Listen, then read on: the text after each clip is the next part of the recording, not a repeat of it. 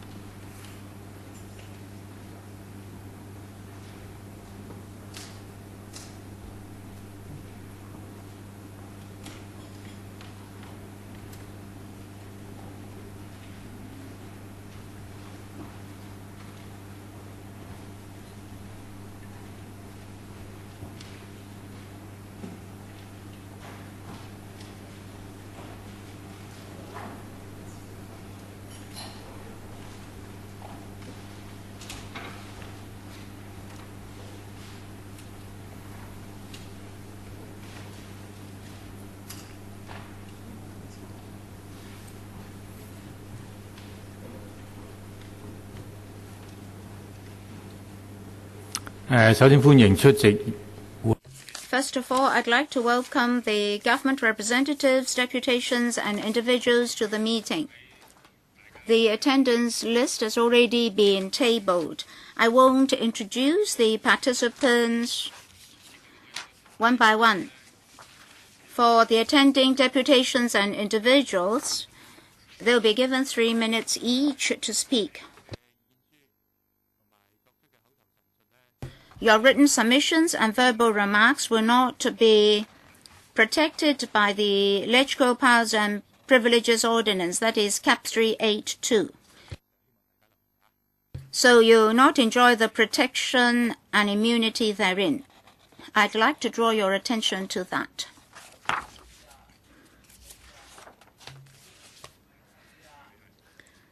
Mr. Liu Yun-chung. Mr. Chairman, members, good morning. I'm the indigenous village of Shangshui Yunho-heng. Today I represent a landowner and the Shangshui villagers.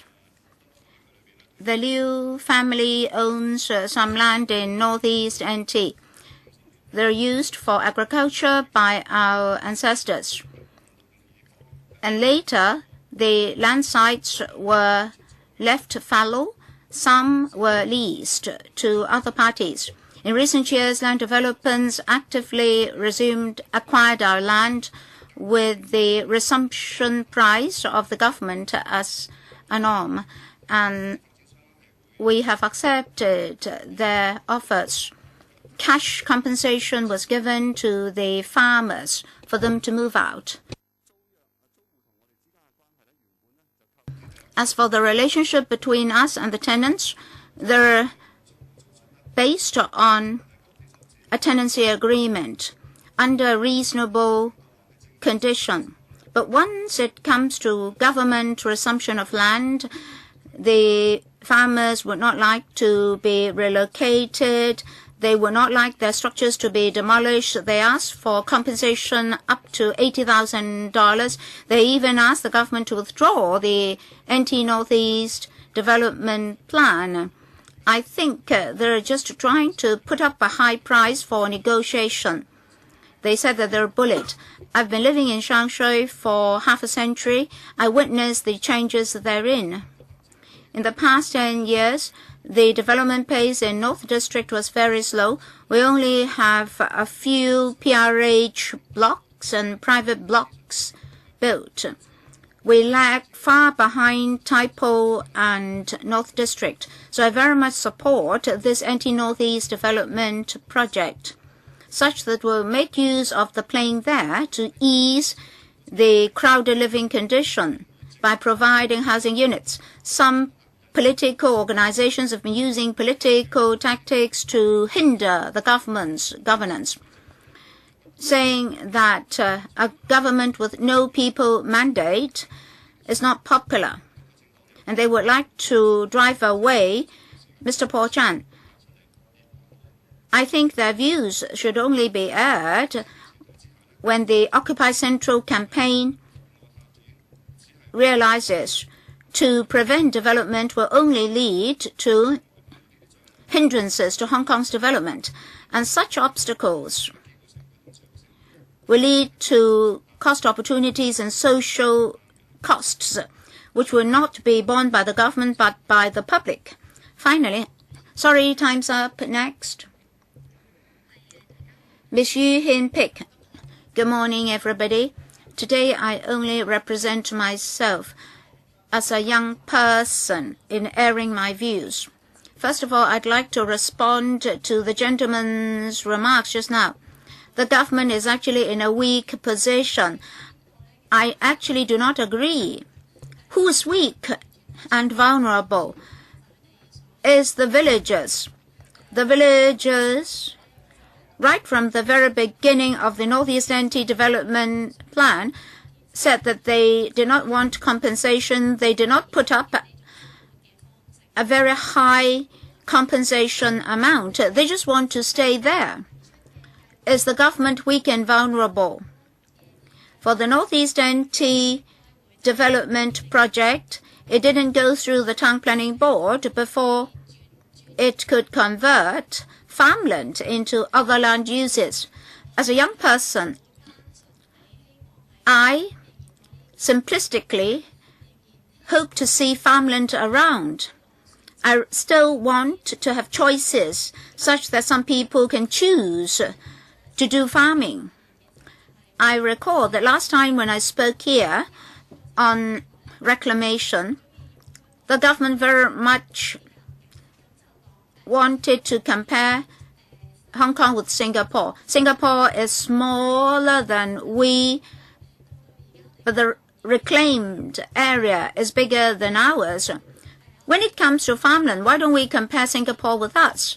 In Hong Kong, as far as vegetables are concerned, only 2.3% are grown locally. For Singapore, it's 5%. Well, let's not compare with Beijing. It's 30% there. So why do they always use figures to their advantage? Many Hong Kong people say that they no longer need agriculture because we're rich. We can buy vegetables and food from the mainland.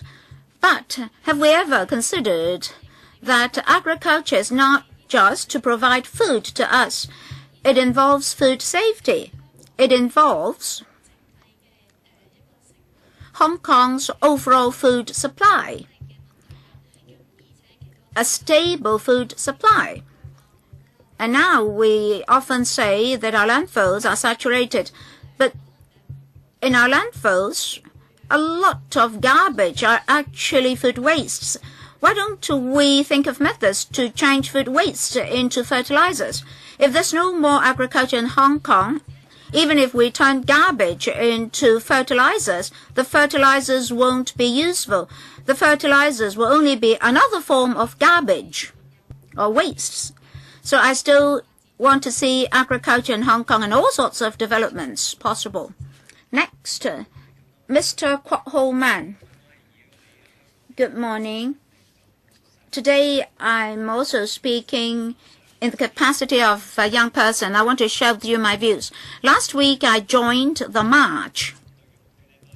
I discovered that the target of the march was the Bureau Director and the CE.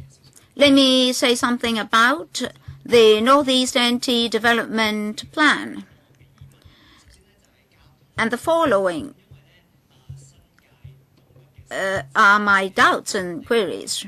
First of all, for the NT Northeast project, it said that it can accommodate 170,000 people in Kwu Tung North and Fanling North. We know that if you want to go from that area to the urban areas, you have to take the MTR. Last time we saw some data. Israel, during the busy hours, carried over 58,000 passengers, over 71% of the total. So if a lot more people are to move to Kwu Tung North and NT Northeast, the Israel will even be more crowded. The project also mentions that in Kwu Tung South, there's a huge piece of farmland which can help with rehabilitation. However, previously the Bureau Director pointed out that only 5 out of 34 hectares of land belongs to the government. The remaining belong to private landlords. Are there ways and means on the part of the government to develop Kwu Tung South as well, if this particular Northeast NT project proves to be successful, and the farmers will be further driven out, and you'll be further suffocating Hong Kong's agriculture? And then let me say something out of my own imagination. In recent years, many young persons upon graduation, maybe from university, went overseas to have working holidays. According to the Australian Immigration Department, more and more Hong Kong people apply for visas to go there for working holidays. Is it that these people are bored by the tiresome life in Hong Kong? That's why they went abroad. Why can't we have working holidays locally? Next, Ms. Ho Kapo. Mr. Chairman, councillors, today I've brought with me a local produce, that is pineapple. It's grown locally, but it was bought by me a few days ago when I visited the farming villages. Yes, there's some agriculture in Hong Kong, but very often we observed that development projects had demolished farming villages. In return, we got high-rise buildings, that is, concrete jungles. Is it that we would like to destroy and demolish the nature, all the old things, in return for a new town in Northeast NT? Well, you've eaten pineapple a lot. Small children may not know what pineapples are these days. They may see pineapples in circular pieces only, because very few pineapples are grown locally now. Some elders work very hard to grow farming produce. I have bought this for a few days, but do not want to eat it, because nowadays pineapples can only be found in supermarkets. So, Bureau Director will anti-Northeast have sustainable development. As a speaker asked just now, why can't our diminishing agriculture continue to develop? That's very important. A speaker spoke about food safety. We live for air, food, and water, and all these may not be bought by money. We really need land to grow them. We spoke a lot about other feasibilities for Northeast NT. There are other development options. Are they really not feasible? Why is it that indigenous villagers have to move out of their own villages, which are to be demolished, and to do farming on land that's not originally for farming? So, Bureau Director, to you, what's the land of Northeast NT? Is it only for resort, for leisure? Is it just figures, speculation? Or are there feelings and history in these land sites? So, Bureau Director, would you please study the anti-Northeast project very carefully? Next. Mr. Tam Hoi Pong. Thank you. I'm Tam Hoi Pong from Green Sense. I think the last few meetings have talked a lot about NENT. I'd like to talk about some broad principles. That is, Hong Kong is already saturated. If you ride the MTR at Admiralty, by MTR, not by car, you see that the MTR station is very crowded and you can't board a train. You can't board the first train, and many legislators are late for meetings, or many of us are late for meetings, and perhaps it's because the station is too crowded. So we have too high a population in Hong Kong. Well, the Hong Kong Golf Course can accommodate 80,000 population, and the NENT can house 170,000 people. It's all because of the 150 quota coming to Hong Kong every day. So you have to give them 33 units per day to ensure that there will be no reduction of living space for Hong Kong people. Whether Mr. Paul Chen resigns or not, we have to tackle this problem. The population is far too high. As a result, many people in Hong Kong are living unhappily. And the government will want to enhance the quota or the cities under individual travel scheme. The visitors on individual travel scheme has increased by 20% compared with the same period last year. So officials and legislators will have to think how we can reduce population at source. Of course, we don't want landfills near us. As for buildings, we don't want too many buildings next to us. Villages are demolished and white dolphins are endangered. I think we have to reduce our population at source. For people who don't need to come to Hong Kong, well, they should not be allowed to come as far as possible. And we have got many Southeast Asians. Of course, not as many as those on a single permit, one-way permit. However, Southeast Asians do not have a sense of family planning, so they have big families. Perhaps the population policy committee chaired by Mrs. Carrie Lam should think about this. Can we reduce the number of mainlanders coming to Hong Kong on a single entry permit to 15 per day? This will avoid polarization, because I've been to many consultation forums. Different stakeholders have different views, and there are so many arguments. Can we afford further splitting in the community. Please do not scramble for land blindly. We should reduce population at source. Ms. Ho Sin Hang. Good afternoon. As a young person, I, of course, support development, but I don't support the proposal by the government now. To allay our concerns, the administration should consider the following. First, the ratio of private and public housing in this scheme. Can it really solve our housing problem? Can it help young people to become homeowners? In Kutong North, it is 55 to 45, Kutong South 31 to 69, and Takuling 0 to 100. So,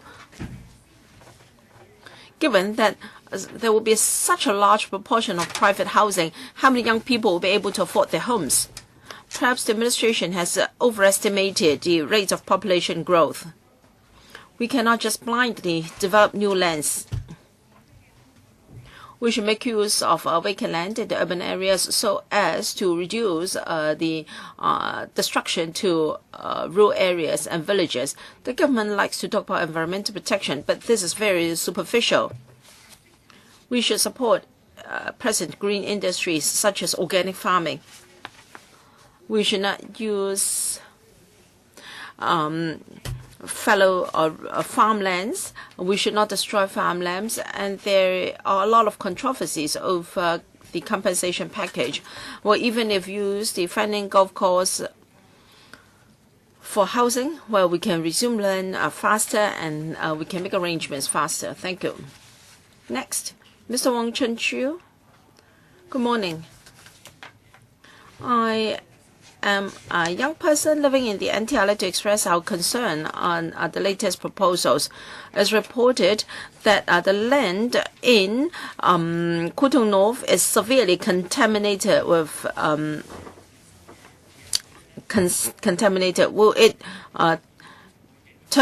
it be turned into a carcinogenic PRH estate? I'm very concerned about the Kutong South development. Can NDNT develop land in such a short period of time? Can it really support a population of 170,000? Will people living there be like the counterpart in Tongchong? Do they have to travel to other districts for work? Can there be other feasibilities? For instance, can we have more green industries here? As pointed out by many speakers, can we have educational farms? Perhaps it would be a more meaningful way of developing NDNT. Can we have other alternatives? For instance, can we resume land occupied by the Fanning Golf Course after it has a size of 170 hectares? Thank you. Mr. Danny Mack, Secretary. First of all, I'd like to show you this board.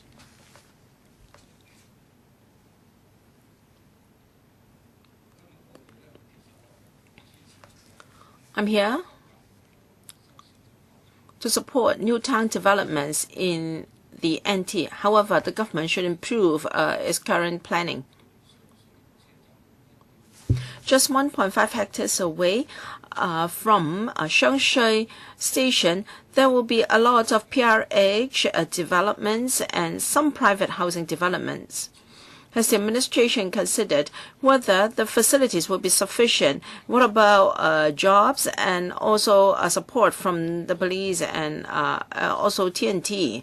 Please do not repeat the mistake of Tin Shui Wai. I was locally, I was born here, and then 11 years ago, I moved to Shenzhen. In the past 11 years, I have to travel through Luowu to go to Tinpingshan, Shengshui to work. So I know the area very well. Every morning. Well, that 1.5 hectares or that 1.5 kilometers is not sheltered, and I am exposed to the elements and have to walk for more than an hour to get to my office. And recently, there are individual travelers and the apparel goods traders are also crowded there. If we have a PRH and private housing in Tim Ping Shan, well, during peak hours when people have to travel to work, to go to buy groceries and to travel to the mainland, well, the station will be saturated, leading to a lot of disputes, and it makes people anxious and nervous. I suggest that we have a smaller proportion of PRH in Tim Ping Shan. Instead, we should have more private housing to make it more balanced, so that we have more diversity in terms of population there. People living in private housing can ride their own cars to reach Central for work, so that they won't have to overburden the railway station. Thank you. Miss Jane Churkman. Thank you. I represent the Eco Association. We are an educational body targeting primary and secondary schools. I've been in this industry for more than a decade. First, 10 years or so, I did a study on mainland visitors to Hong Kong, the duration of stay and also average consumption.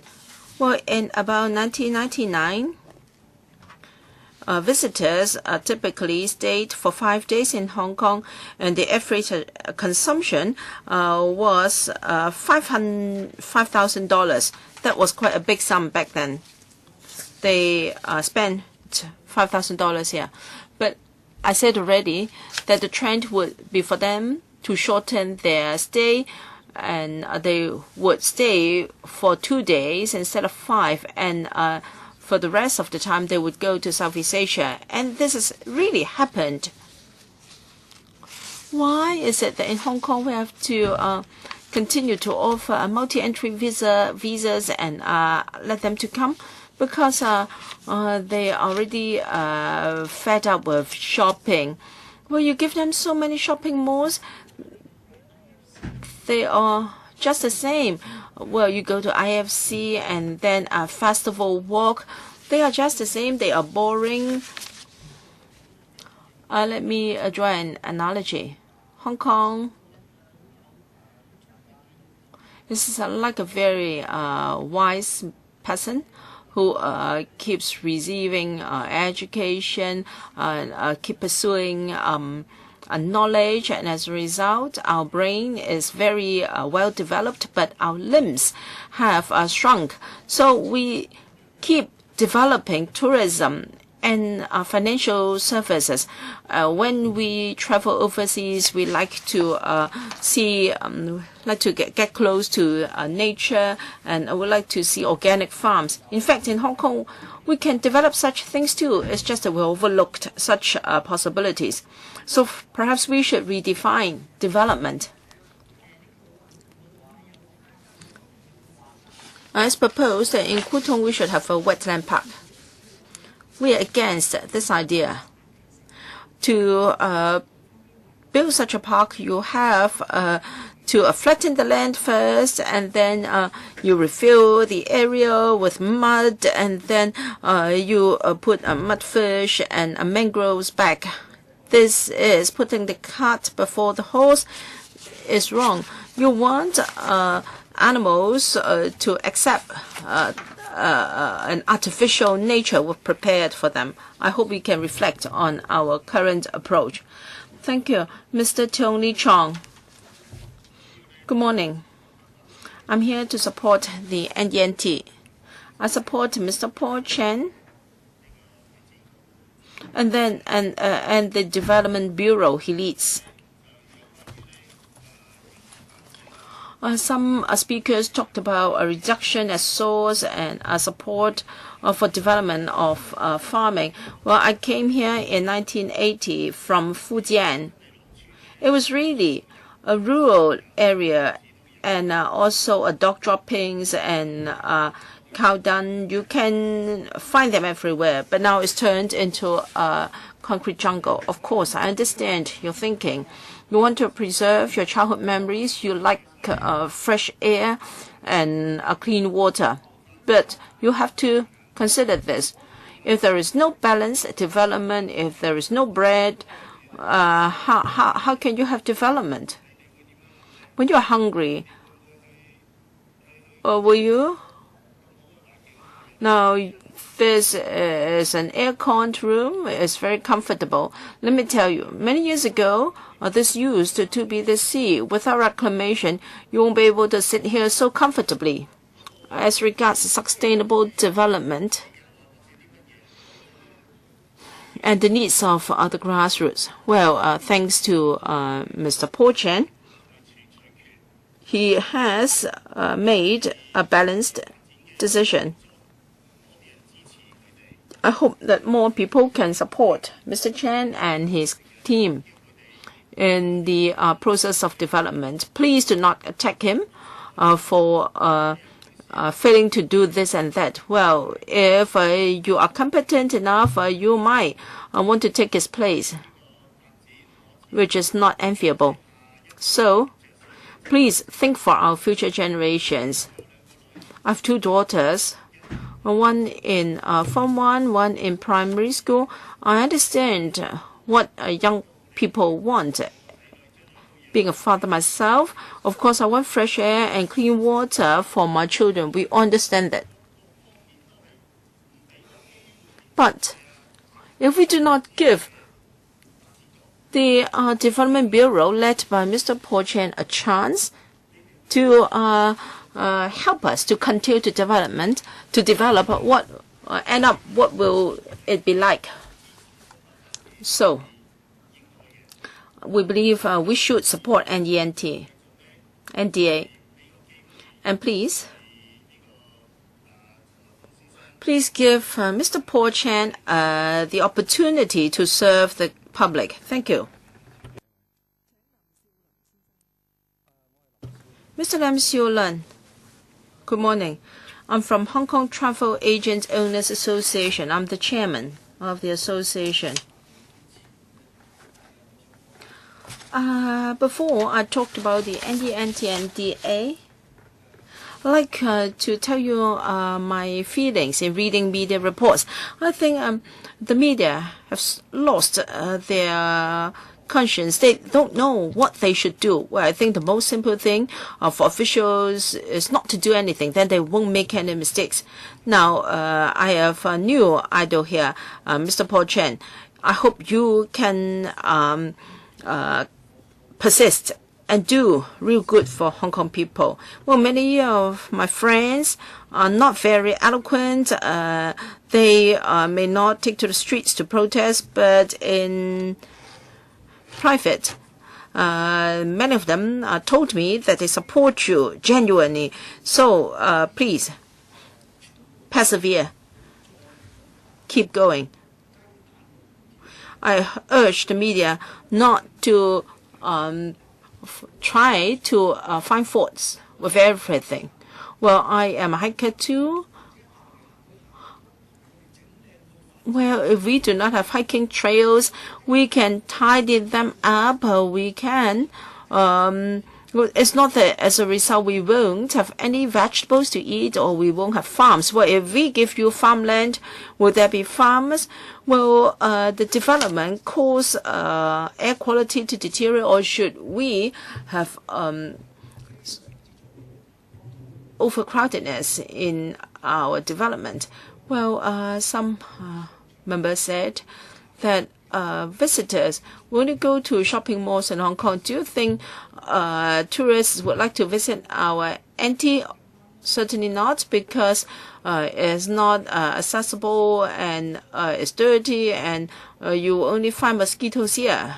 Well, the mainland can offer more beautiful countryside for them. Now, if they come to Hong Kong, they can see that Hong Kong is such a compact city and so modernized. They come here to see how well we've developed, not how backward we are. Unfortunately, I may not know too many indigenous villages, but for the few I know, most of them are in support of development. Well, they don't go to their homes just to spend the weekend. have we tried to put ourselves in their shoes? These indigenous villagers have hoped that the administration would develop their area for many, many years. I have collected many statistics for this case, but I believe I cannot do better than the administration on this front. Thank you. Ms. Chen, you all. Good morning. I am the founding vice chairman of Love China Hong Kong Alliance of Youth Cultural Societies. I support CY Leung's administration and also Mr. Paul Chen's decision to develop NENT NDAs. Well, before I comment on the NDAs, I'd like to respond to some accusations against Mr. Paul Chen. I think the media are so naive. Well, could Mr. Chen knew more than 10 years ago that he was going to be the Secretary for Development, and the investment was not done by himself but by his wife and her family. Now, you know, husbands and wives are financially independent. A husband cannot mind the investment activities of his wife and her family. As Ms. N. Chen said, well, even if you are my husband, I don't have to seek your approval and endorsement in all my investments. And therefore, I support Mr. Paul Chen. I'm sure he would serve Hong Kong people with his heart. After all, we talk about a minor sum, not an astronomical figure. I support Mr. Paul Chen. Please develop NENT well. Please do not let people to smear you, and please do not ask the government to resume the Fanning Golf Course. It has nothing to do with the golf course. Golf is a sport, and there is no distinction of class in sports. Well, Fanning Golf Course is a very famous tourism attraction. Many overseas visitors come to Hong Kong for it, to play golf. If you're against sports, we should not have any sports grounds in Hong Kong. The Victoria Park, the Hong Kong Stadium should be pulled down. Is there something wrong with you? I think you are just stirring up troubles. You are creating chaos. You are not really trying to help. My alliance support the preservation of Fanning Golf Course. Well, you claim that we're trying to demolish your homes and your village. Do you know that Hong Kong used to be a fishing port? We're just talking about 1,000 households, and they look at their own interest only. They ask 7 million Hong Kong people and people who don't have a home to look at their interest. If we haven't had development, Hong Kong would still be a poor fishing village. We should develop NENT. It is a large site. There will be transportation, and after the new towns are built, 60,000 flats will be provided. Many people will get a flat. The housing problem can be addressed, and the property price will fall. All right, time's up for you. Order, please, so that we can continue with the meeting. Next, Ms. Wong Wai-ling. Thank you, Chairman. Good morning, Secretary and members. I am from Tin Shui Wai. I'm a Yuen Long District Councillor. I want to tell you what I encounter every day. Now, we are from a grassroots area. There are HOS flats and PR, and there are people living in a private flat. They are waiting for a PRH flat. We're talking about an 8-person family living in a crowded environment. Every day they come to me asking me when they will get a PRH flat. I can only tell them the government needs time to build the flats, and that the government is identifying land for the housing development. So I also tell them that the flats can't be built overnight for members of the public. NENT development is a solution for us. I hope there will be support for the project. But I want to tell the administration about the problems in Tin Shui Wai so you will not repeat the mistakes there. The Tin Shui Wai residents are very hardworking. They want to get a job, but there is a lack of job opportunity in the area. Young people can get a job in the urban area, but they have to pay a lot on fares. They have to pay over $21 if they go to Causeway Bay to work, and every day they have to spend over $40 for the return trip. Still, they have to support their family members. Life is difficult for them. The women want to help their husbands. They don't want to just stay at home and idle away the time. But in the area, there is no part-time job for the women, the housewives. That's why they can't help their husbands, and as a result, there are domestic conflicts. And if the housewives want to get a job and go out, the children will be left unattended. So in developing new towns, the government should also pay heed to job opportunities that people can't all leave the area to work, and you have to pay attention to the expenditure on transport for these residents. Tin Shui Wai only saw leisure developments in recent years is because at the beginning there was no comprehensive planning. At present, we want to have an FEHD wet market, but the FEHD cannot undertake to build this market, even though we have been fighting for it for a long time. The market will address the livelihood issues, so I hope the government will listen to us. Thank you. Deputations and individuals, if you have written submission with you, please write down your names on that and pass it to the usher before you leave the room so that we can further understand your views. Open floor for members. Any members wish to speak? Emily Lau is waiting. 5 minutes, Ms. Lau. Thank you, Chairman. I would like to thank deputations and individuals for coming here to express their views. I notice that there should be 40 members of the public with us today for this session, but we only have 13 members of the public with us now. Some may think it's useless to talk about their views, some may be otherwise engaged. But LegCo would really like to listen to public views when it comes to public policies. We need your views so that we can consider the policies about to be launched. Some members support some deputations support the Secretary, some not. We repeatedly told the Secretary that he has to deal with his personal issues before our focus can be put on the policies. Now, yesterday, the Secretary's wife made an advertisement. This time, it's not statement anymore, but an advertisement for explanation. There are so many questions from members of the public and from LegCo members. We hope the Secretary can give us an explanation in one go, say, for example, hold a press conference or come to LegCo to give us a full explanation. Don't give replies bit by bit. His wife has made advertisement and also gave a statement, and yet not all the questions have been answered.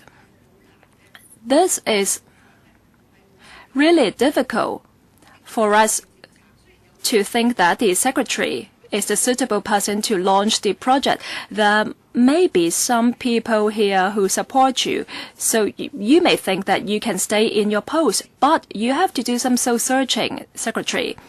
How can you alleviate public worries, uncertainty? There are so many questions unanswered, and outside, many reporters are waiting for you. And several days ago, the Chief Secretary was surrounded because of this matter on another occasion. We support agricultural development. You should ask other bureaus to take questions. Even if you cannot answer them. Some members of the public want to have farming, though some not. Just 5 hectares out of 30-odd hectares is government land. And the remaining of the farmland for the area, the landlords would not want the land to remain as farmlands. 170,000 people will move in to the NDAs, and you can foresee that the trains will be crowded. It's already very crowded now. So you have to get someone here to answer all these unanswered questions. You are embroiled in scandals. Some members here say that this is not the first time you encounter these problems. You should have learned from the mistakes, and you shouldn't have let the matters grow into a crisis, a public relations crisis. And we don't have any representatives from other bureaus to take unanswered questions. Secretary, would you like to reply? Thank you, Chairman.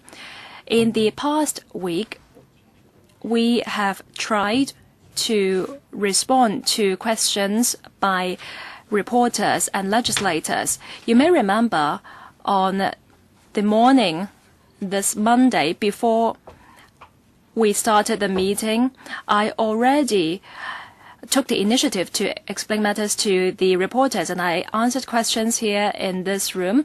And after the meeting, I also answered questions from reporters. I went to Tianjin in the afternoon on that day, and on the night of Tuesday, I came back and I also answered reporters' questions. And on Wednesday, my wife made a statement to clear some questions about statement industries. A statement was also given on Thursday because of the confusion and the possible confusion in the flow of information. My wife gave an advertisement yesterday to give an explanation. What we have to tell, we have already told you. Some property may not be owned by me, and I had to discuss with my wife's family. On this matter, we tried to cooperate and gave explanation. Next, Mr. Albert Chan.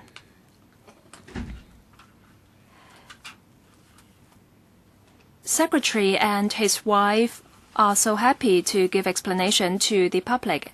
In that case, I think the pro-establishment camp members should set up a committee under the powers and privilege so that everything can come under the sun and we can find out the truth from questioning. If the Secretary has nothing to hide, I hope the Secretary will support the suggestion. And when we resume meeting in September, we can set up such a committee for inquiry. I would like to ask individuals and deputations about farming policy and farming. Over the years, I gave my views to the administration.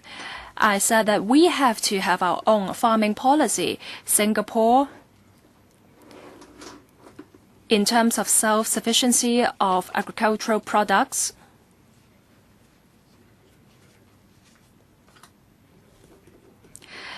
locally producers amount to 10% of the total consumption. Why? First of all, is to provide job opportunities to locals, and secondly, is to prevent farming from disappearing in face of development.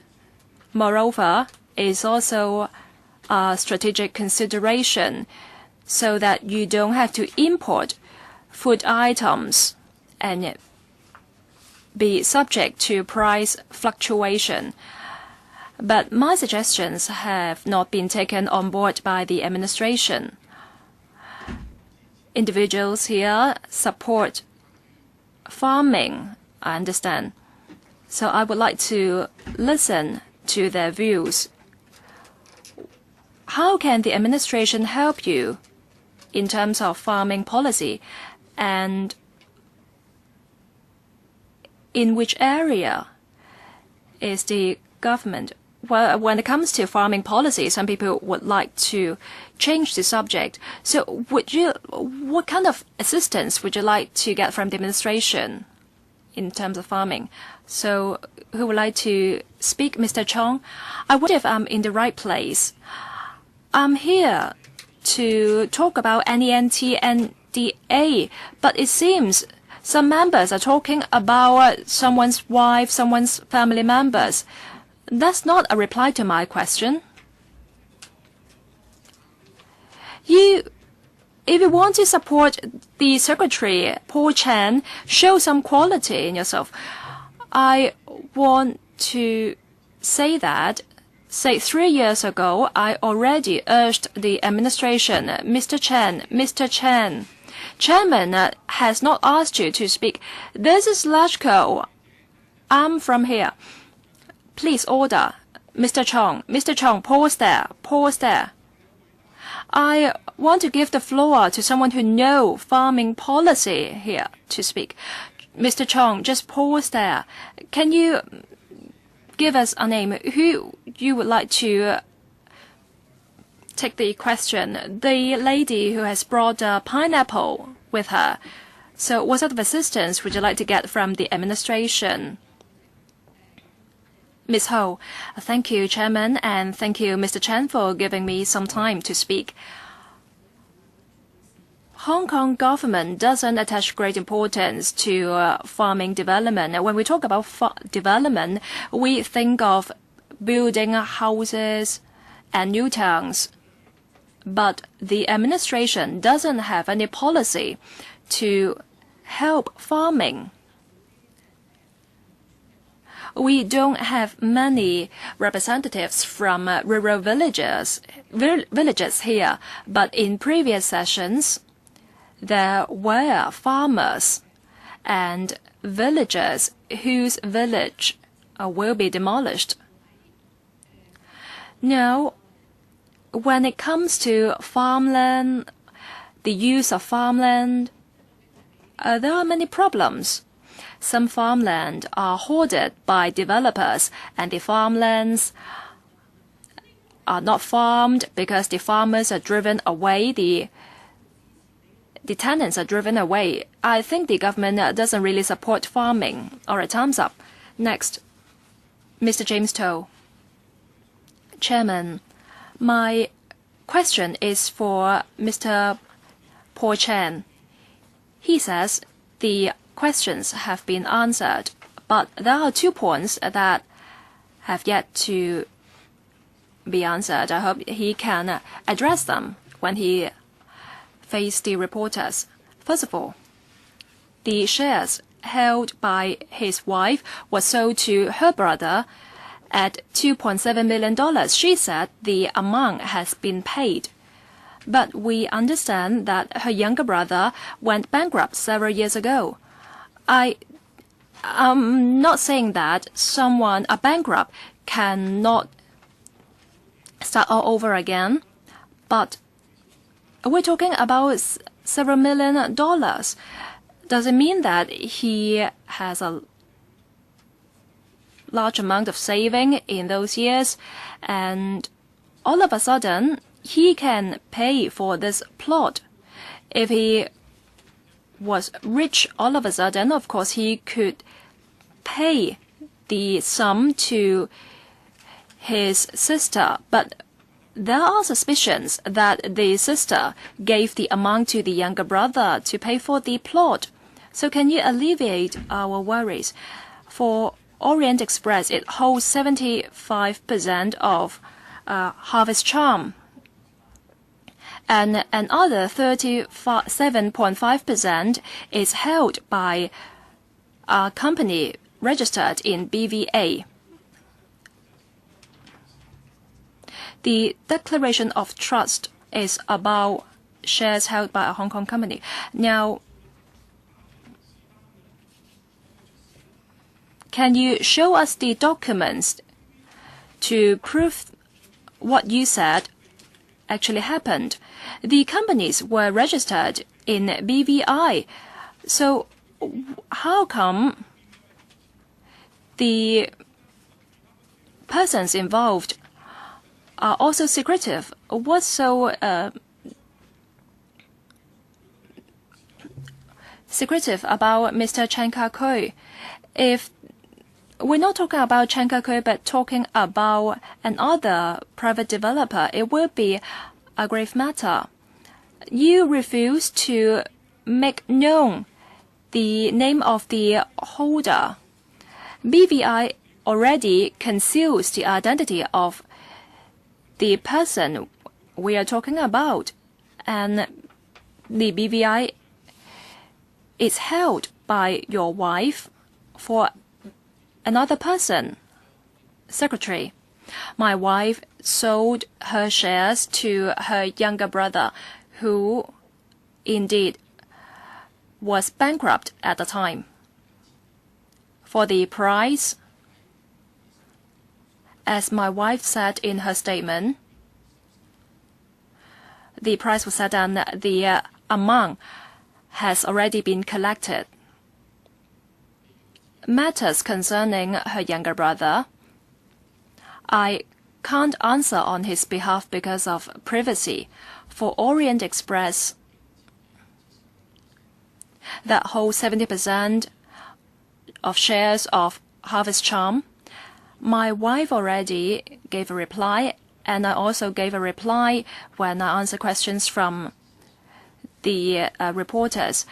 Half of the shares was held on behalf of Classic Success.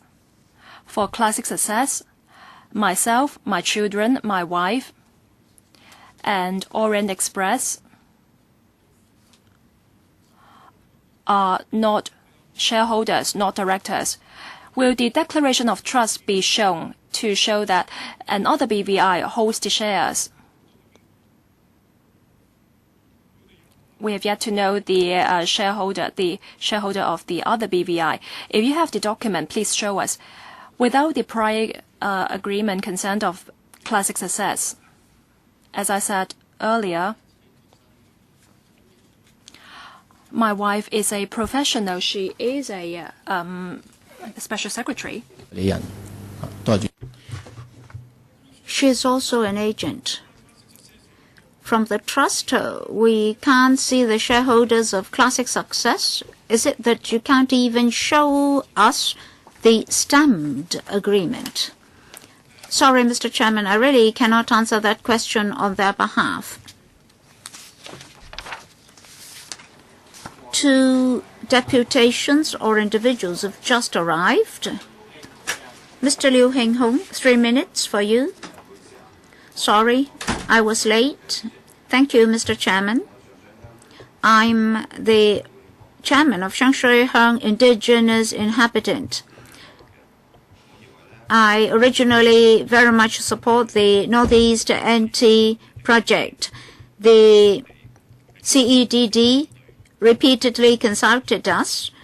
Our villagers opposed the construction of the sewage treatment plant as well as modifications to the land use of the zone. Eventually, the result was poorer than expected. This is a duplication of Tinshui Wai. The new town will surround the land of the Liu family. As Shangshui indigenous residents were very disappointed. The project cannot enhance the quality of living of the inhabitants. The government should withdraw the plan. Tens of thousands of residents will be housed near Shui-Heng. With no jobs, these people will result in more family disputes. There will be social problems as well as law and order problems. They will be very serious. And the sewage treatment plant and the slaughterhouse would be expanded. Eventually, the residents of Shui-Heng and the sites in the vicinity will suffer from deteriorating quality of living. For the mass transit systems, residents have to be placed within 500 meters of radius from the station and not in Wai-chuen, 1 kilometer away from Shangshui Station. That village should be zoned as private residential. Mr. Liu Chanpang, I'm an indigenous villager of Shangshui. I have the following views. It's understandable that the government wants to resume land for development. However, the project has to meet the needs of different sectors of the community. Secondly, the government wants to develop new towns speedily to provide land for public housing. Hong Kong's population is really too huge. Has the administration considered a wide variety of measures to control population? We just have too many people. Education, medical services, housing, traffic and transport, employment, etc. will encounter problems. If you cannot solve the problems, the government will have difficulty in governance, which will evolve into political disputes, and Hong Kong will become a very noisy city with a lot of quarrels. Thirdly, I personally support the Northeast NT Development Plan. Unfortunately, after several rounds of consultation, the stakeholders, the affected farmers, the affected squatters still have problems. So we're now in a stalemate. I'm an indigenous villager. Chou and Tong land will be resumed by the government under the plan to meet social needs. I support the plan. The population of Shangshui is ever expanding. Indigenous villages are part of Hong Kong. We also need land for expansion. As far as I know, Shangshui did apply to the government to extend the V boundary. However, the government turned a blind eye and a deaf ear to our requests. We're now asking to give up our land in order to meet social demands. The Shangshui has a history of several hundred years. The sewage treatment plant and the slaughterhouse have already been placed by our side. In fact, those were also our land previously. If the government still does not heed our aspirations, do you want hundreds of villagers waiting for their small house applications to be approved to queue up for public housing? We would like the urban and rural areas to stay in harmony. We should meet the needs of different sectors of the community. Thank you. All right, let's come back to members' questions. Next, Dr. Kwok Kaki. Mr. Chairman, just on Sunday, thousands of Hong Kong people came out to ask the Bureau Director to step down. And just on Saturday, one of our colleagues, Mr. Zhang Yuxing, Mr. Jasper Zhang, also said something. He dare not ask you to step down, but he said that you released information just like squeezing a tube of toothpaste. Hong Kong has become difficult to govern. A number of measures have benefited the major land developers, in particular, a few of them. I really don't want to mention them. And then now we have this issue related to your own interests. I really don't know how we should get on like that. For the government's governance, for our development projects, etc., etc., there are no merits.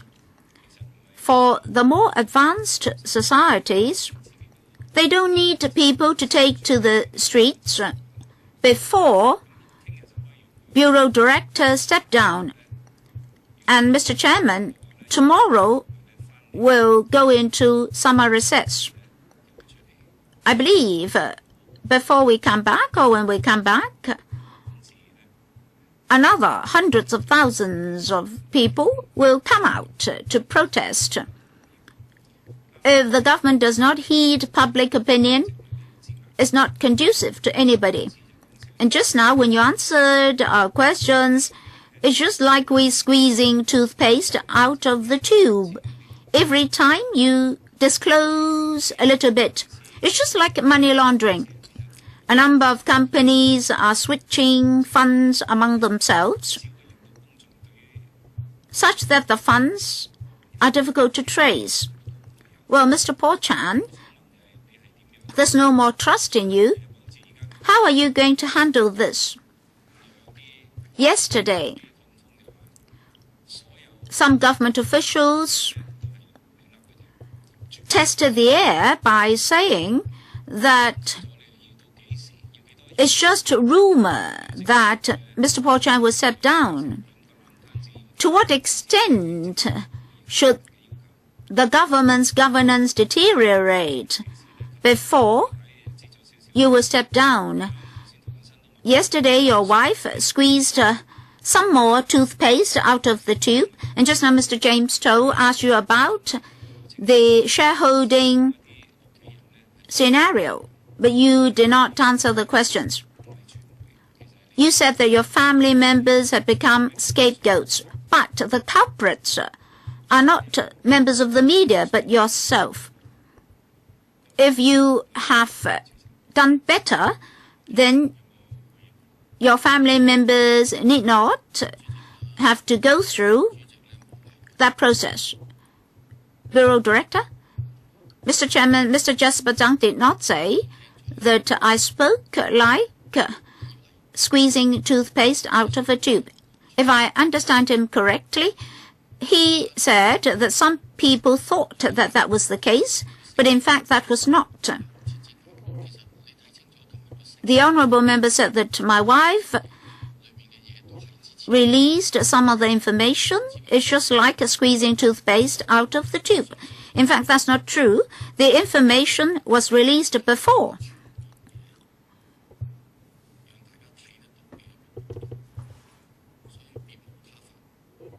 It seems that we had tried all our best without letting members of the public and the media understand the whole scenario. So, with no alternative, my wife placed an advertisement in the newspapers to disclose the information.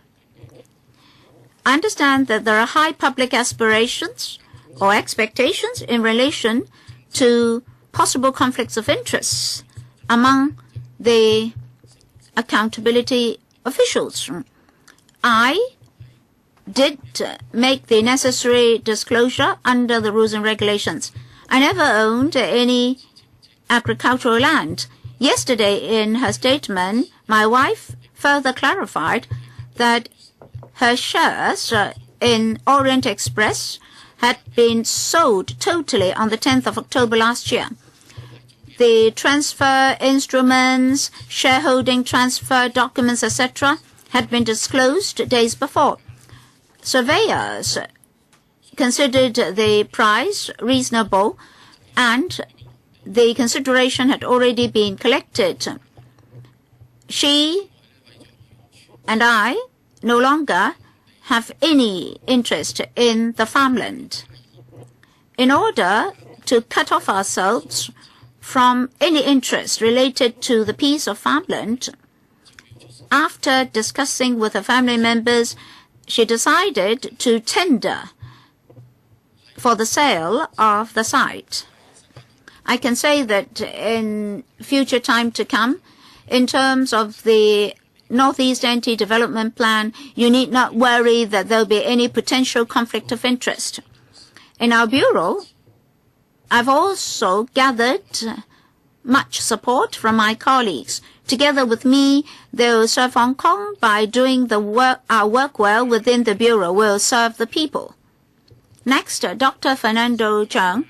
Mr. Chairman, last week, this panel carried a motion to ask Mr. Paul Chan, the Bureau Director, to step down. On Sunday, 3,000 people took to the streets to ask Mr. Chan to step down. I hope that Mr. Chan can step down as soon as possible. Just now when we came here, the corridor was full of people. Every time when Mr. Paul Chan appeared, members of the media will have a hard time. I never saw so many members of the media along the corridor of the LegCo. They're sitting on the floor. I really sympathize with them.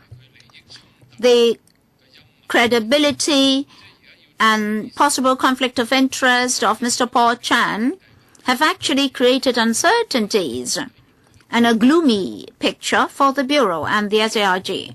I think the future prospect is very difficult for them.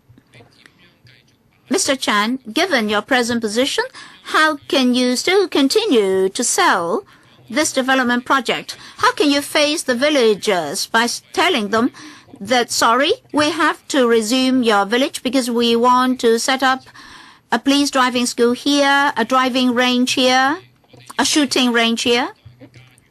We have to destroy your homes, which have been there for several centuries, because we want to build housing units here. The family of your wife has been hoarding land. Now they have a chance to sell the land. They will reap profits to the tune of millions of dollars or tens of millions of dollars. The conflict of interest involved is so direct. You did say that public officers should be whiter than white. But for the whole Northeast NT development project, it's actually under the gloomy picture undermined by your possible conflict of interest. Bureau Director, my wife sold all her shares on the 10th of October last year. Recently, her family announced that the farmland concerned will be tendered for sale. These two actions are not required by law. They voluntarily did that. They proactively did that to address concerns about potential conflict of interests. Mr. Chairman, Dr. Fernando Cheung just now said that for this Northeast NT project, we have to resume land unavoidably. Friends living there, friends who are farming there will be affected.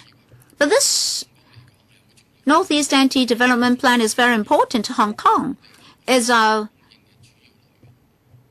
major source of housing units in the medium term. Upon completion, there will be 60,000 odd housing units, including 36,000 in the public sector, including PRH and HOS units. Just now, the friend representing the rural area said that many people are waiting to be housed in PRH units. Mr. Chan, today I'm asking you, under this conflict of interest and gloomy view for yourself, how are you going to continue to lead this Northeast NT development project? Mr. Chairman, when I answered the questions of the other members, I already described what action my wife and her family had taken. That's to handle the suspicion about possible conflict of interests. Of course, Dr. Fernando Cheung asked, how I'm going to tell the residents of Northeast NT what this project is all about. That's what I was about to do. Our colleagues in the Planning Development and the Bureau will proactively contact the residents there to explain to them as far as possible what the project is all about, and will provide them with assistance as far as possible. Next, Mr. James Tian. Well, before Mr. Tian speaks, may I ask a question? I saw that 3 deputations or individuals have just arrived. They've arrived late. After Mr. Tian has spoken, I'll let the 3 of them speak. Mr. Tian? Thank you, Mr. Chairman. First of all, Chairman, I was out of town for a week. I just came back last night. So I did not attend the meetings last week. Still, I noted the content of our discussion. In the past few days, there were controversial issues about Mr. Wai-chuen. Some people asked him to step down. As for his wife, for the moment, I don't want to comment. That's not so important. More important is the Northeast NT Development Project. Mr. Chairman, here, I'm a rather senior member. I was in LegCo since 1988 after a direct election. Well, let's not talk about 2 remote areas. Talk about Sha Tin and Tin Shui Wai. Every time when we had major or large development projects, affected villagers, residents, and manufacturers would have their own views. The lessees of land sites would also have their views. So those projects were not that different from this Northeast NT Development Project. For the Liberal Party, for such long-term development projects, we deem them necessary. I'm sure the young people here would like Hong Kong to continue to prosper. You won't want Hong Kong to remain stagnant after 1997 while the mainland is developing. Of course, this is a democratic society, and the administration must have due communication with the stakeholders and to engage the public. Well, I have read the submissions and heard your remarks. Well, there are different views here. Young people have ideals. They like to preserve our natural environment. They want to preserve their current lifestyle. They don't want too many high-rises, and they don't want our economy to be dominated by financial services. Well, many young people think the same. And as for elderly persons who are in their 60s, 70s, they don't care for the money or housing. They just want to spend the rest of their lives in their current land. And how will the Secretary deal with such things? Of course, I don't want to see something happening in the mainland.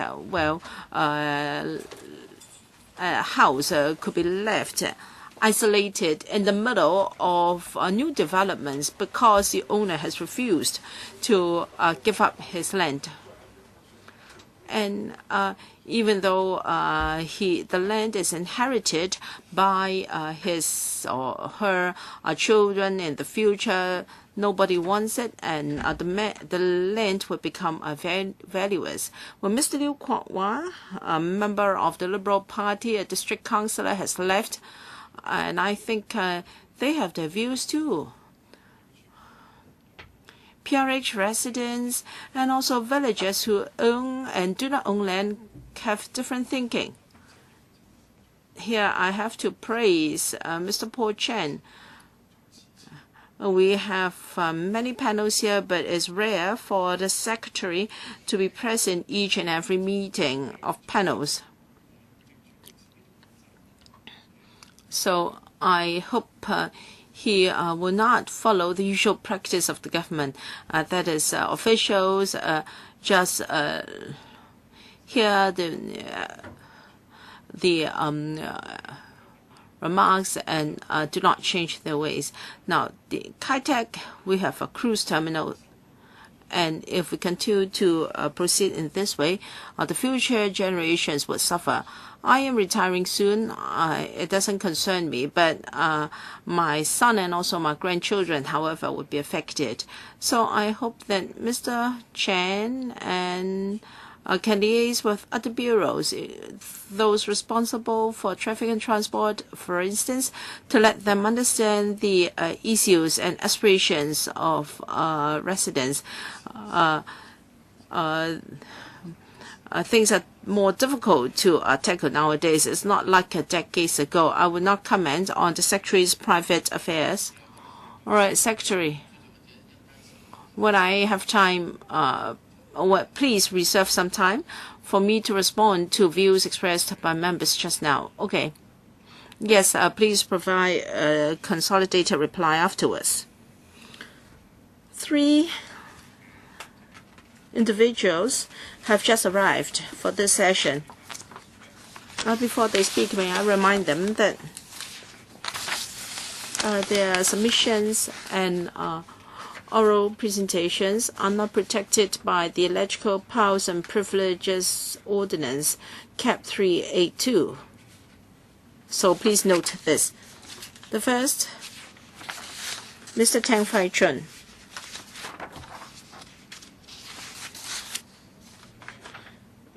Is that Mr. Tang Wai-chuen? Number 30.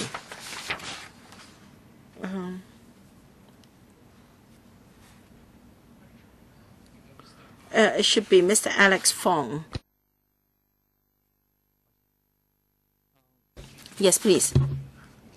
Chairman, Mr. Chen, good morning. I represent Silfai Zengyi, which is all along monitored the consumption pattern and mode of consumption of residents in Tin Shui Wai.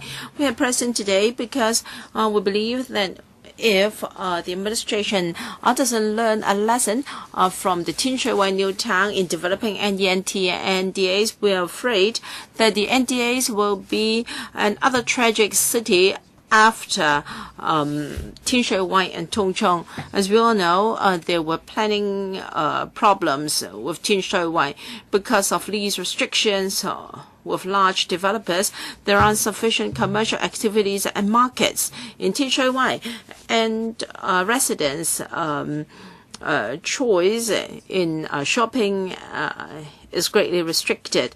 And that the link read came into the picture in 2005 that added to the problem of the residents there. Many civil organizations and organizations have done surveys on prices in Tin Shui Wai, and it is found that the food commodities and daily commodities in Tin Shui Wai are even more expensive than the counterpart in Wan Chai and Tuen Mun, 30% higher. So the residents have no choice but to go shopping in another district. And this has never been resolved. In 2009, the University of Hong Kong did a study on Tin Shui Wai New Town, and it was shown that only 50% of the households would stay in Tin Shui Wai to spend money. 61% of them would enjoy personal services in Tin Shui Wai. Because outside Tin Shui Wai, they have more choices and things were also cheaper. The situation has not improved since. According to a recent survey, 60% of the residents in Tin Shui Wai travel to another district for shopping.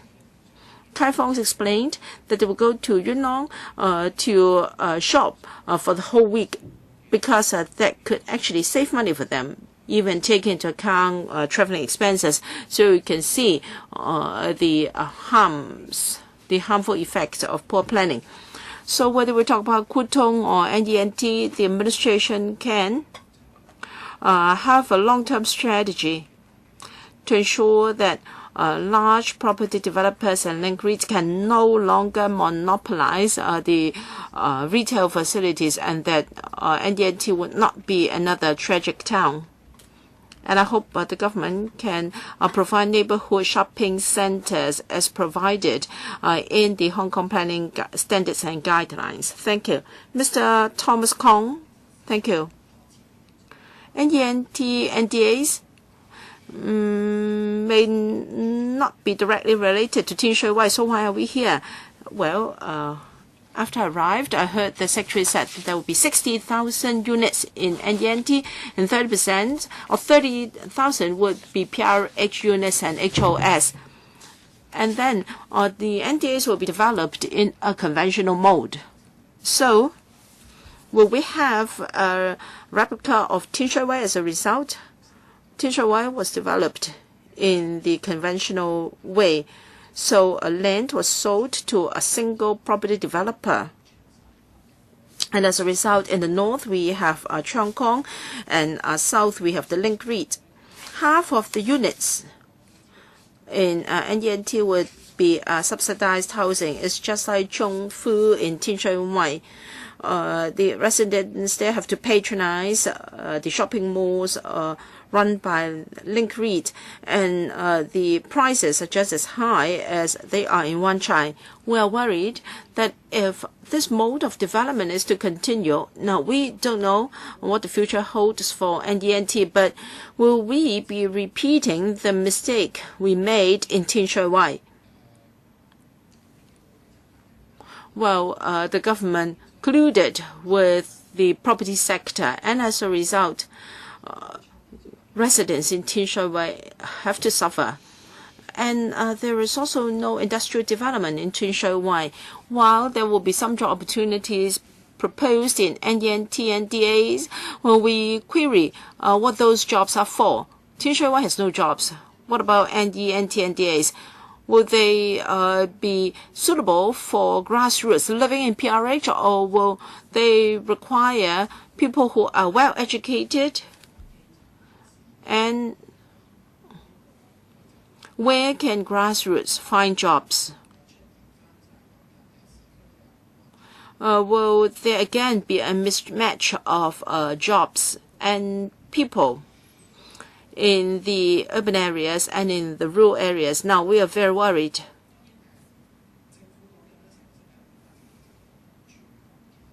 Well, NDNT NDAs are for housing, and therefore some that would be published and housed there. But we have to work within a very short time frame. We are worried about the quality of planning. And we're not sure whether people can enjoy higher quality of life in the new areas, or it will be something like Wai-chuen, Tin Shui Wai. Well, residents feel more or less isolated or alienated there. They call Tin Shui Wai a walled or besieged city. Thank you. Ms. Wong Wing-chi, thank you. We're a group of friends very concerned about the development in remote areas of Hong Kong. We know that NDNT NDAs will follow our conventional mode of development.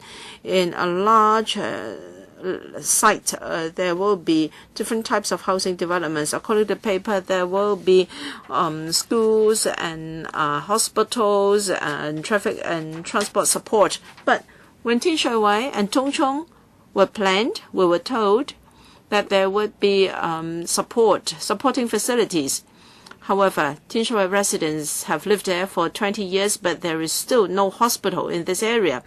And other supporting facilities are also highly inadequate. So what will be the order of development? Will population intake start first, or will people only be moved there after there are the facilities? We don't know whether the administration has reviewed the mode of previous comprehensive development areas. Why didn't they work? Will you be repeating the mistakes again? instead of having a large CDA, perhaps we should keep the original residents, and then we have piecemeal or scattered smaller developments nearby. Perhaps you can help to preserve the vibrancy of the community better in this way. So, what is the development philosophy behind your proposal? Some speakers said that we don't have enough supply of PRH, but must they be built in remote areas? Can we build them in suburban areas or at the margins of our rural areas? If you have smaller plots in the urban areas, you can better meet the needs of the local community, and people can then have jobs in the existing community, and you don't have to plan it anew in such a massive scale. Thank you. Ms. Yip-Po Lam. I am from Catholic Justice.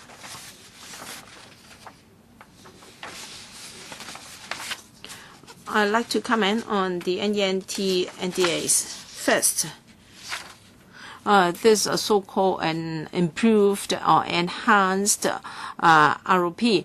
Now, large property developers who own more than 4,000 square meters, they can take part in land exchange. But for smaller landowners, they're only entitled to the usual compensation. That means they have to go away. As we all know, large property developers started to hoard land there in the 1990s. And some of the proposed developments here actually tally with land owned by large property developers. We're told that it was a tradition in Newtown, and then private-public sector partnership was proposed, and now this is an enhanced model of development. You can see that once again the administration has succumbed to the pressure of the property developers. And Hong Kong land for Hong Kong people. We agree that PRH can solve the basic needs of the grassroots. However, it is wrong for PRH to be built in such remote areas. We have so many subdivided flats in the urban areas because jobs and homes must be close to one another. So the community has made many suggestions. For instance, we'll use thousands of hectares of zoned land for PRH development. And can you recover something, clubs like the Fanning Golf Course for development PRH?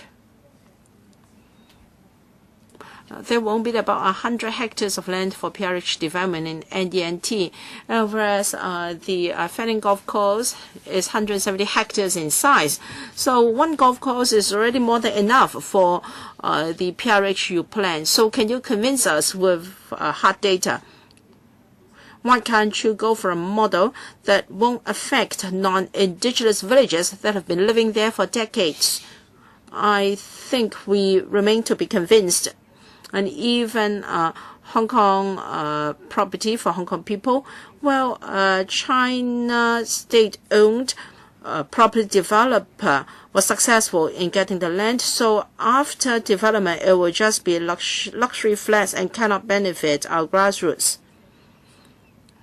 And the government likes to target at non-indigenous villages of NT.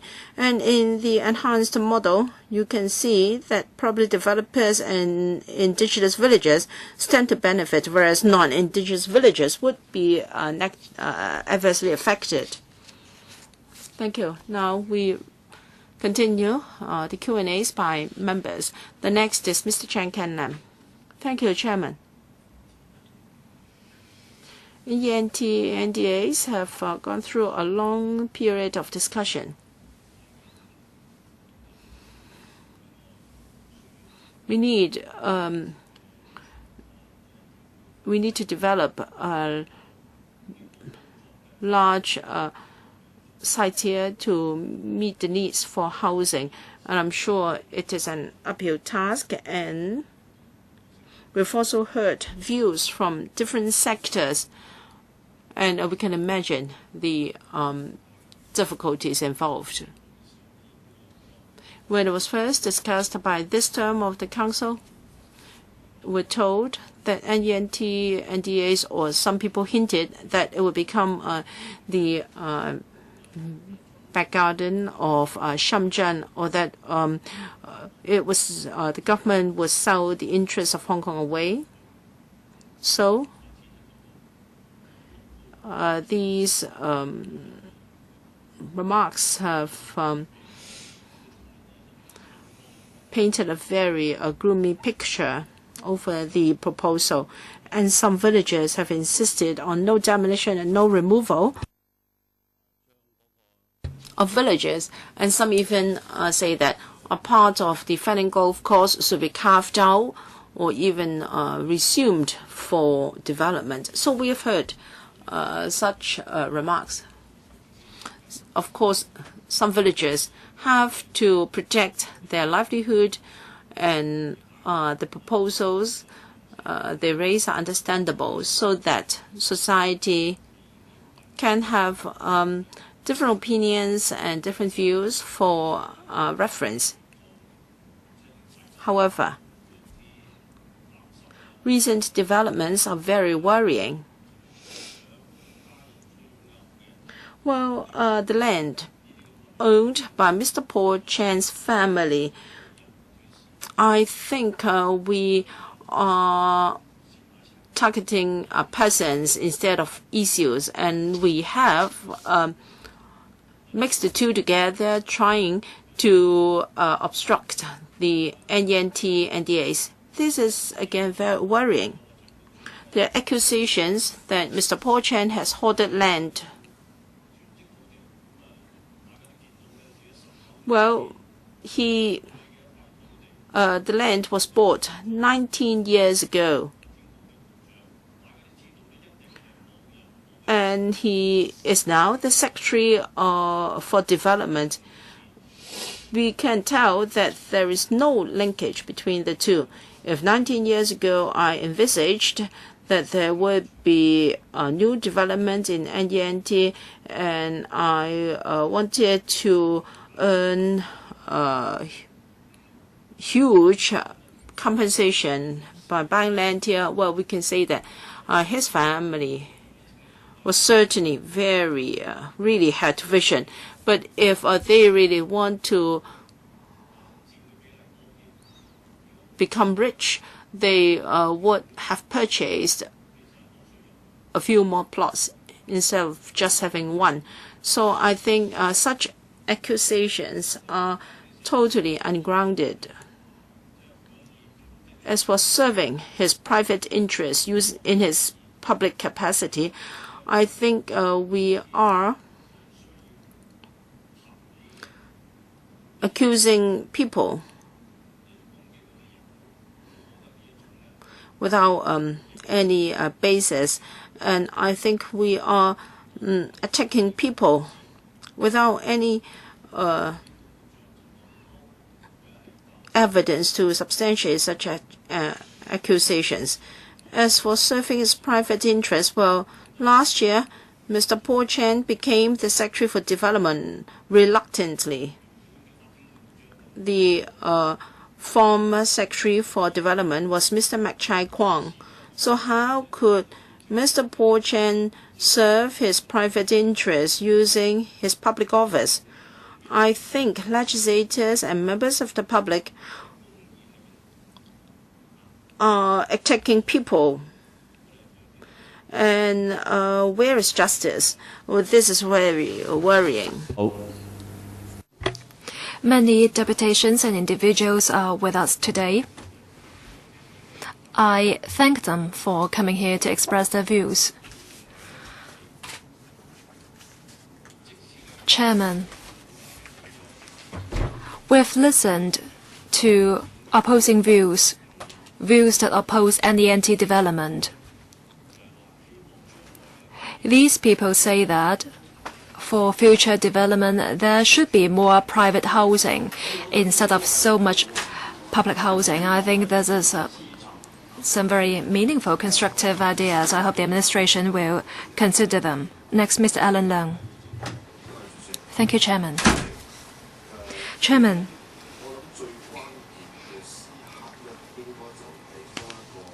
I think when a secretary launches a policy, the most important thing is to see whether there's any conflict of interest. Now, the acts of conflict of interest may already happened or planted. 19 years ago, I heard that Mr. Wai-chuen's wife and her family would consider selling the plot openly. This may be the appropriate way to deal with the conflict of interest, but this comes too late. Maybe he took office reluctantly. Maybe he did not know that he had to launch any anti-development. In any event, when he was given this task as a politically accountable official, he should have known public's expectation of such an officer. Some years ago, when Mr. Chen was a legislator, he said public expectation of a politically accountable official's integrity is that these officials should be whiter than white. So, Secretary,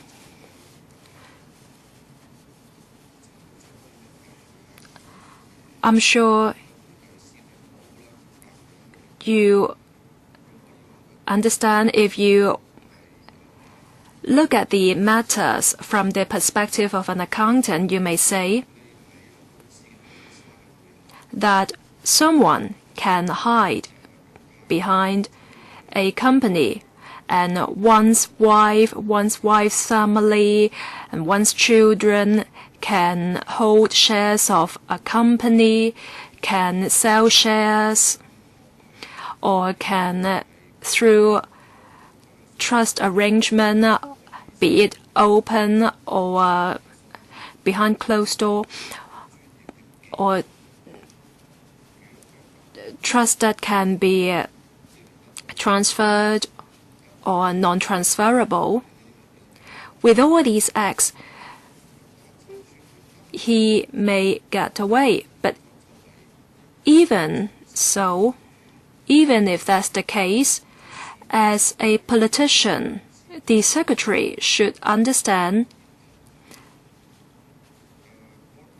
public's expectation of a public officer. As an accountant, I'm sure secretary understands that it's not true that one cannot unveil who's behind a company. If someone uses a company to commit crimes,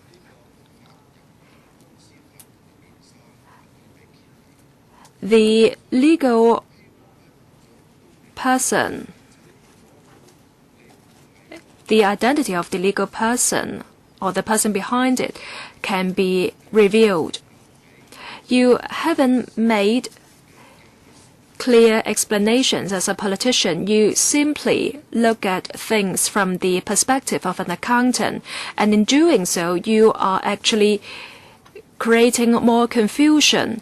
Now, of course, it's best for the plot to be sold because members of the public would not have to worry that you or your family members may have any conflict of interest. But as I said, this comes rather late. Now, we have to gauge public views, we have to continue with the consultation, and Secretary will go to Northeast in August to gauge views. Secretary, consider public's impression of you at present. Do you think you are the suitable person to launch the project? And if not, Then do you have any plan B? Secretary, thank you, Chairman. My team and I will continue with the task of NEMT project. We still have Ronnie Tong for the first round, Fernando Cheung waiting to speak in the second round. I would like to give sufficient time to the administration to respond to points made by deputations. So may I ask now for the first round, who else would like to speak? Members? Gary Fan.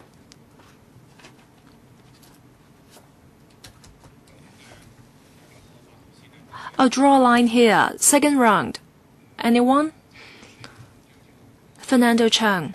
All right, I'll draw a line here so as to give sufficient time to the administration to make responses. Mr. Ronnie Tong. First of all, I'd like to thank deputations and individuals for coming here. Members here talked about issues related to the Secretary, and I want to say I don't quite agree with Alan Leung and Chen Kam Lam. I think at present,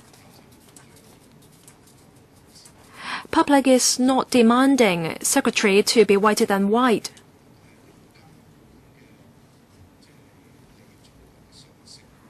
In fact, this matter is something very basic related to conflicts of interest. Mr. Chan is an accountant and he has been the chairman of the Institute for Accountants. He should know what's happening. He is accusing us of making wrong accusations. He is angry. I don't know if it's genuine or fake anger. Is it because he has been a public officer for so long that he has forgotten about these matters, about conflict of interest? I don't think Mr. Chen is someone who makes false representations to serve his own interest. But for any secretary who launches any policy and if his family stands to gain from the project, how can you say that you don't have any conflict of interest? As an accountant, I'm sure you understand that under SFO or companies laws, for one spouse who owns shares in a listed company, one doesn't care if the shares is held in a trust arrangement or on behalf of someone else. This matter will be considered. And we'll also consider whether the shares is over 10%. In any event, the shares will be regarded as something held by the person involved, even though it may be held in the hand of the spouse. I'm sure as an accountant you understand these matters. Will selling the plot end the story? I don't think so.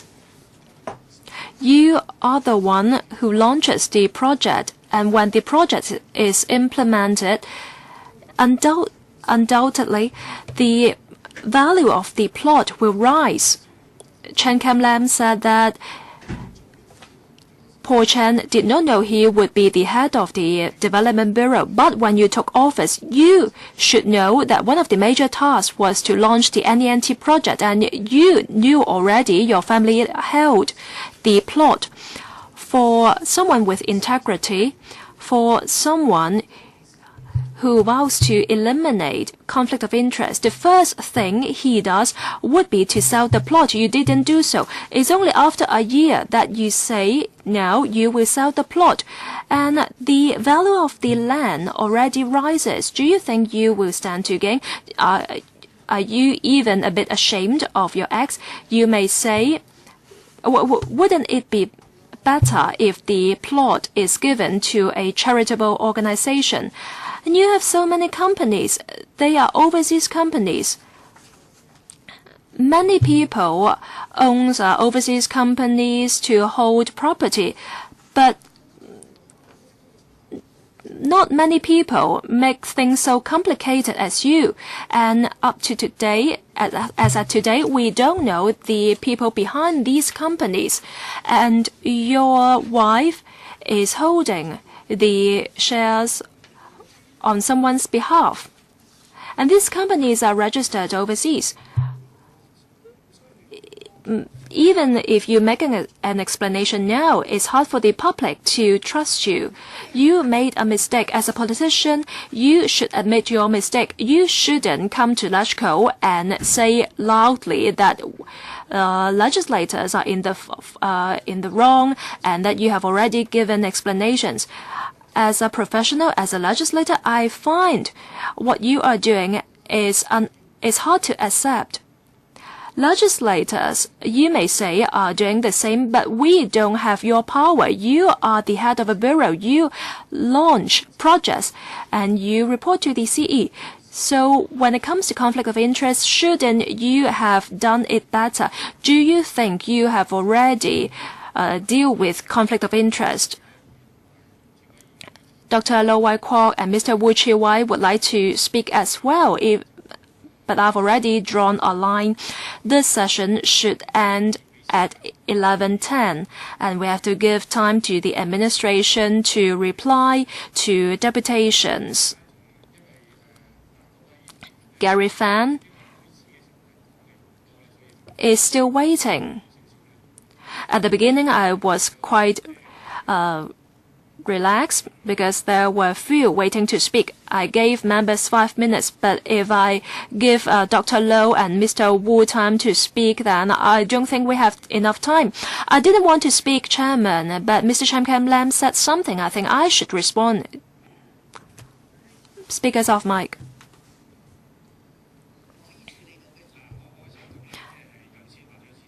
All right, I drew a line. And then Wai-chuen, Wai-chuen, Fernando Cheng, you three will speak in the second round. Please be brief. 2 minutes each, if you find it agreeable. Mr. Gary Fan. All right, Chairman. Mr. Joseph Wong, who was also a public officer, said that Paul Chen, as a politically appointed official, you broke the code for the PAO. You repeatedly said you did not violate the declaration system of reporting to the CE only. If the media did not review the story, you would not have or your wife would not have made a statement about clearing doubts of hoarding land. She would not have said that if she were hoarding land, she would not have hoarded just one plot.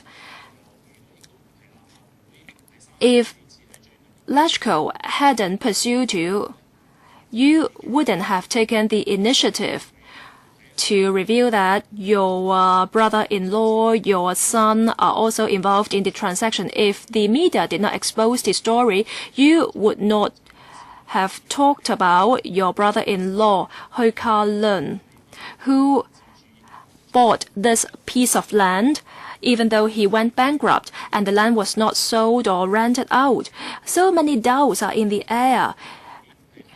Members of the public, when it comes to a project launched by Mr. Paul Chen, have doubts about the project. So what's your explanation, Secretary? A consolidated answer. No, Chairman, I asked for a reply in the remaining 2 minutes. I observed the PAO codes and the declaration system for EXCO members in making declaration. The accusations by Mr. Fan, in fact, I already replied to them in previous replies to members' questions. I won't repeat myself anymore. Dr. Low, we are a capitalist society. someone bought a plot 19 years ago, be it for investment or for leisure purpose, is a lawful act. On the 10th of October last year, Secretary's wife already sold her shares. So it's not a story exposed by the media. Did he serve his personal interest in his public post?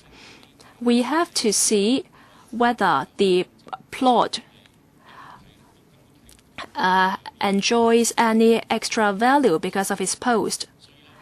I don't think this happened. This may be a matter that we are concerned about, but we have to deal with it in a fair manner. Some members talked about job opportunities. I'm also concerned about it. Any anti-development, we need to take care of housing, transportation, as well as economic development. I don't think the Development Bureau should be the single bureau launching the project. Other bureaus should also work together. So my question for the Secretary is, for future economic development, will there be any planning? Say, for example, what sort of industries are to be developed there, and what sort of job opportunities will be created. I would like to see different sorts of job opportunities created there to address the employment needs. I'll defer to the Plan D to take the question. Amy. Thank you for the question, Dr. Low. For job opportunities, in the NDAs, we plan, shall I continue? 22 hectares of land for R&D industries, and there will be retail and commercial activities amounting to 380,000 square meters. And there will be over 30,000 job opportunities created, half of which will be from the retail and commercial sector. These are jobs created for people with low skills.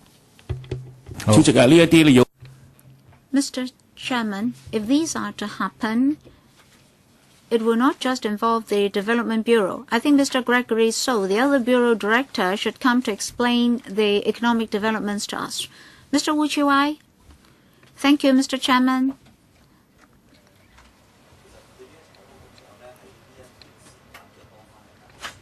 In recent times, Mr. Wai-chuen, the Bureau Director, made some explanations. Well, yes, he might have observed the rules and regulations as well as codes, but that's not enough. Members of the media or some of the parties might have been chasing after you. But in fact, the concern has spread to the ordinary public. In recent days, I had opportunities of contacting my Kaifongs, old and young, and they asked me whether it's possible for a Bureau Director to be involved in such acts and behaviors as yours.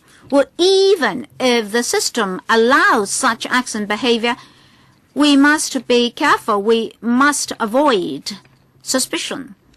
As politically accountable officials, you have to be whiter than white. That means we're not just a clean sheet of paper, but also perfect. That is, we do not make any mistakes. Well, you may have done something lawful, but if you're subject to public queries, then not just your performance will be affected, but the Northeast Anti-Development Project may also be put under doubt. That is, whether or not it can proceed. Now, there are social conflicts. How should society develop? How should we discuss this issue on a rational platform. But every time when the Northeast NT project is discussed, the participants always query whether or not you are the fit and proper person to be responsible for the project. So you may not be able to continue to promote the project. Second round, Dr. Fernando Zhang, 2 minutes. Mr. Chairman, it's useless to publicly auction the lot, which is a piece of farmland. It's originally farmland, and now we're talking about a compensation level of $900 per square foot. So the question is not when you bought it, but when you sell it. In this Northeast NT Development Plan, you're already in a leading role. You've already pointed out what the exchange price would be, what the resumption price would be.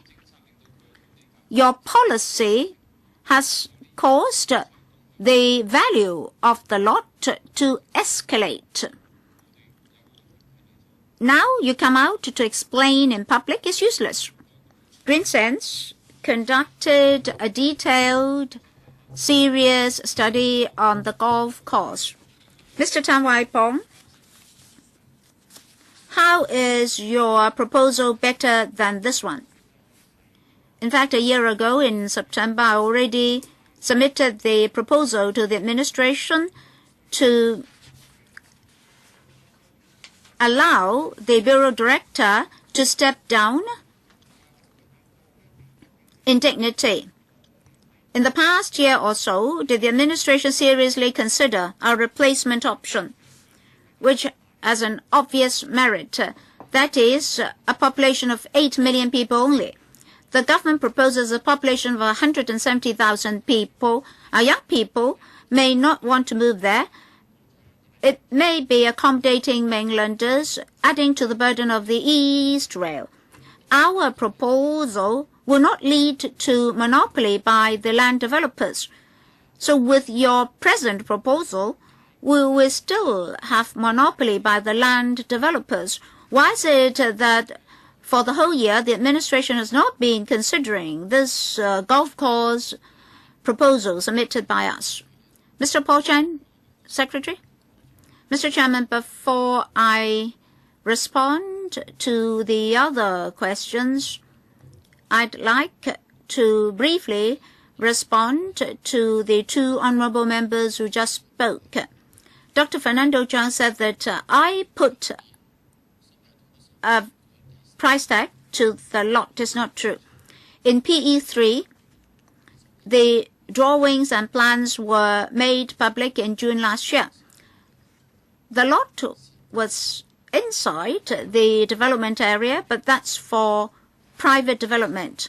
And in the recent announcement, our planning department colleagues zoned that for HOS and open space. Unfortunately, Mr. Ronnie Tong is away from the room.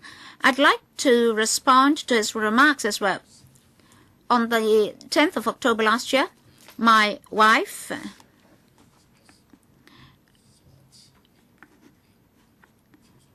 sold all her shares related to the farmland lot through Orient Express. So after the 10th of October, my wife and my children no longer owned any interest in the lot, and I personally never owned any interest in the lot. You ask why we did not do that before October last year. Well, the company holding the lot belongs to my wife and his family members, and my wife was only one of the shareholders. And through Orient Express, she only owned 37.5% of the shares. To sell the company, to sell the lot, she had to obtain consent from her family members.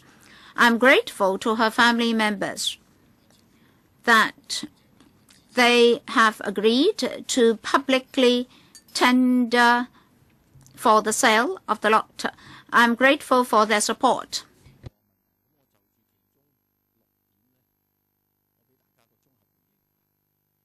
Some friends made certain remarks. I'd like to provide a summary reply in 6 points. For our agricultural policy, it's under the Food and Health Bureau.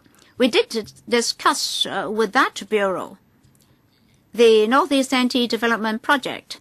Together with them, we're also doing something else. In the proposed Northeast Anti-Development Plan, how can we assist the existing farmers to rehabilitate elsewhere? The AFCD will provide assistance in terms of agricultural policy.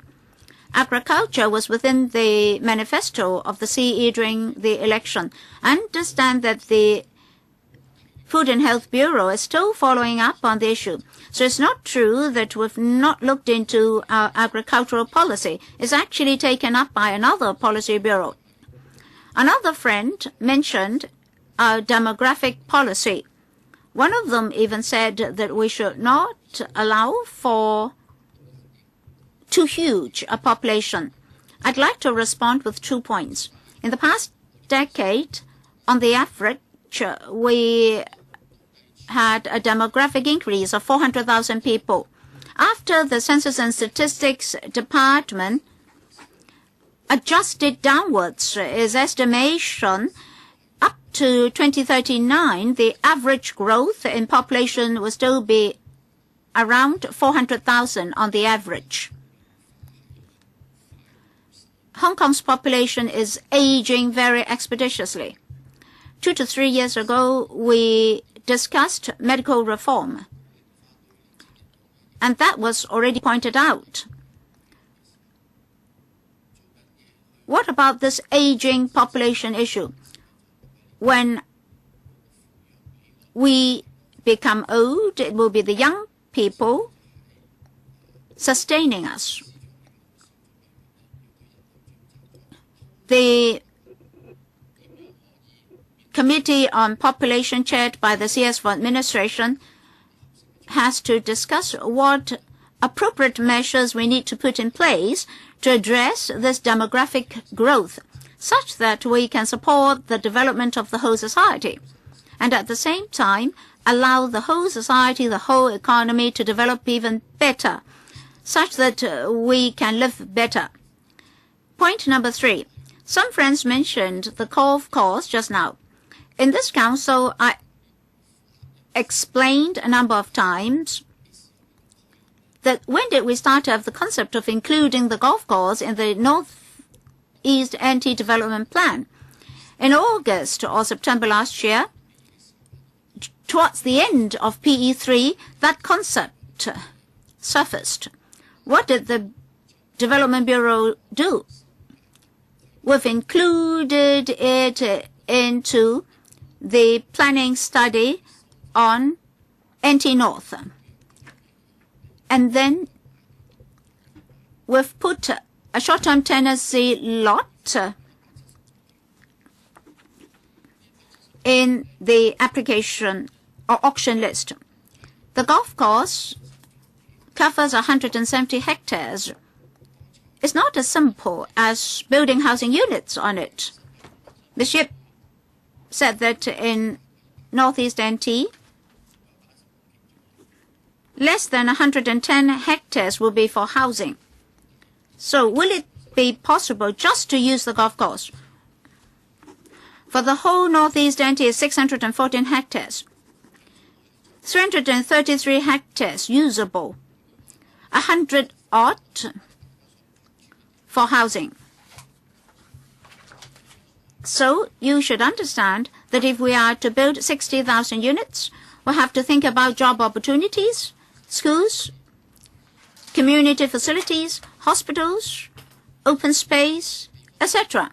So 170 hectares cannot be totally used for housing units. It's not just for Northeast NT.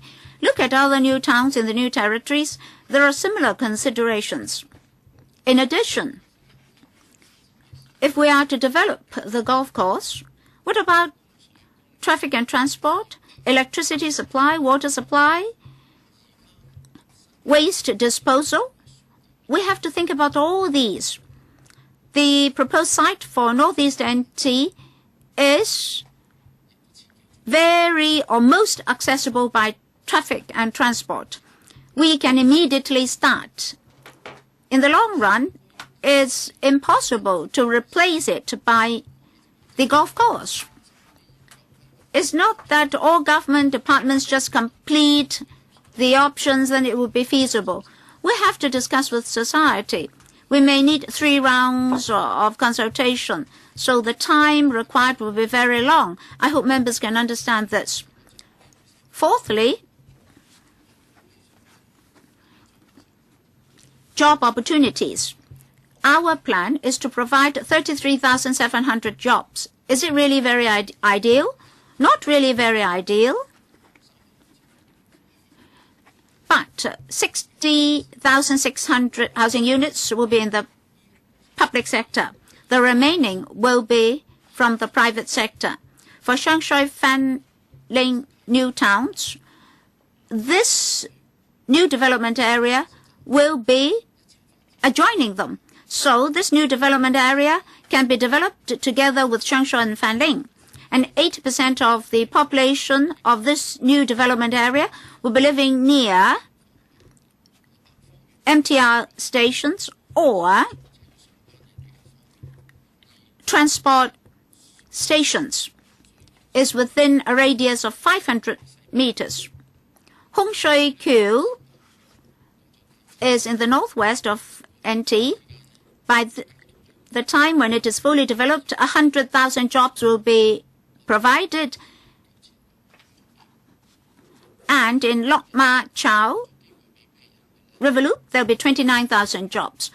And traffic and transport is convenient for commuters to ply between these new development areas. Retail business, hotels, catering businesses, etc., will provide job opportunities for low-skilled workers. Side by side with development, we need high-value-added special industries. So in the NDA, we've set aside space for that as well. Sorry, Mr. Chan, you've overrun. I'll give you 2 more minutes. Well, just now, I have indirectly put forth point number 5. In the Northeast NT project, space will be reserved for the service industries, catering businesses, hotels, etc. The NDA would be better than Tin Shui Wai. I can tell Mr. Fong that in accordance with the Hong Kong planning standards and guidelines, will provide the facilities. Number 6, traditional style. Public-private partnership. This is nothing new. Other new towns have adopted the same modus operandi. That is, in situ land exchange with compensation. And full premium have to be paid. Planning-wise, all users will have to satisfy the specified uses. If it is for private development, it must be for private development. Secondly, the development lot must not be less than 4,000 square meters,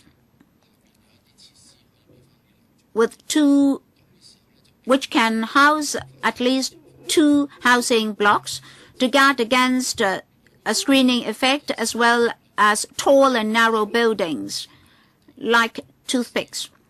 Otherwise, there will be full land resumption. Besides, incumbent occupiers should be given reasonable compensation. For this reasonable compensation, the compensation must be commensurate with the land resumption price offered by the government. Due to time constraints, I'll stop here, Mr. Chairman. So much for this session. Thank you very much for attending. We'll take a break and resume at 11:20. Government officials and members, please come back punctually.